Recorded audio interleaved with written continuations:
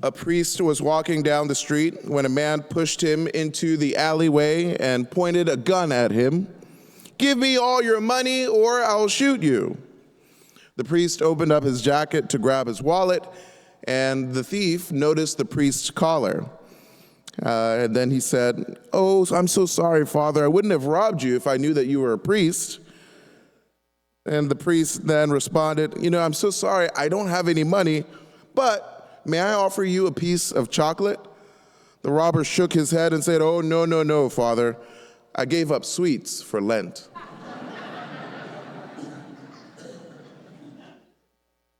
Change is tough, brothers and sisters.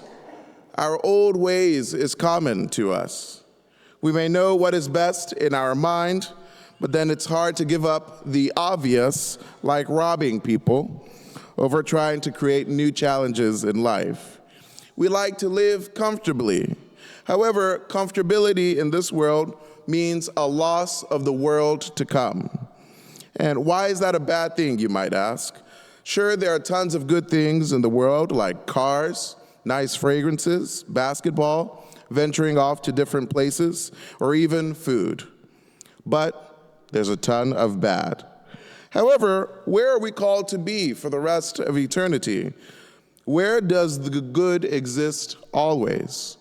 That's not here on earth, brothers and sisters. Goodness exists in God, and God wills that we find our refuge in Him in heaven forever. Needless to say, challenges in the world must be embraced because there are ways in which we demonstrate God's goodness, a goodness that is alive and well in us. Therefore, perseverance is necessary. Why are you and I called to persevere? Well, in the first reading, Moses reminds the people that God's care for His people is perpetual. It exists always. It existed in the Garden of Eden and will exist forever in heaven. In fact, it exists in this very moment.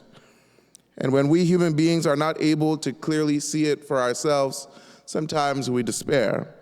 However, the gift of worship, what you and I do today, enables you and I to keep God's presence in mind. This is why we gather together as one great community. This is why we as a church undergo the season of Lent together, because together we embrace the suffering and salvific action of Christ as we move together to embrace Christ, our head, our true leader, because embracing God means leaving behind the things of this world. Why? Because the things of this world will never, ever be good enough. Now, the challenges and temptations of the evil one may allow you to settle. Temptations are nothing more than just distractions, enabling you to fall deeply into what you are not. But we are bigger than the things that tempt us, bigger than the things of the world that attract us, and bigger than the poor actions of the world around us. We are instruments of God's glory, and that is who we work for, God. And so, friends, what is the best antidote to temptation and distraction? It's a simple answer. It is praise. We utilize our gifts and talents for a greater glory. And each and every single one of us has a talent, no matter how small or insignificant we deem it to be. In the gospel today, according to St. Luke, Jesus too was tempted. He was tempted in the desert by Satan, who is so cunning and deceitful and knows what we like. He tried to deceive Jesus, appealing to his humanity and its desire to eat, the desire to be on top and full of power, and the human's desire to seek proof in God's care. When in reality, friends, none of those things are necessary. All is a gift from the Lord.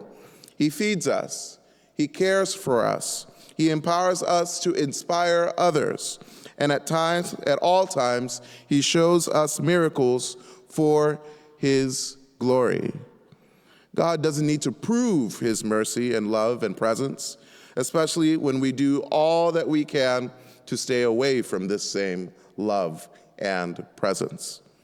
Friends, in this Lenten season, in your fasting and in your prayer, just know that you do it for the Lord. The Lord sees it all, and the God that sees all things will repay you. Keep your eye, keep your focus, keep your attention and desire on the Lord and the Lord only, and soon you will find the glory that your hearts yearn for, none other than the peace of Christ.